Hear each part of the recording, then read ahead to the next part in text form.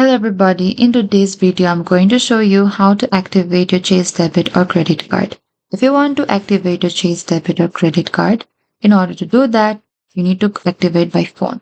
Call the activation number on the sticker attached to your new card, follow the automated instruction or speak with the Chase representatives if needed. And you can also activate online. Sign into your Chase online banking. If your card is eligible for online activation, you will see an activate card prompt after signing in.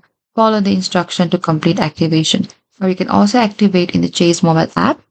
You can open the Chase mobile app and sign in, select the account associated with your new card. And if prompted, activate card and follow the on-screen instruction. Or you can also activate at a Chase ATM. For many debit cards, you can insert your new debit card into a Chase ATM, enter your PIN, complete a balance inquiry or another PIN-based transaction to activate the card. And that is it.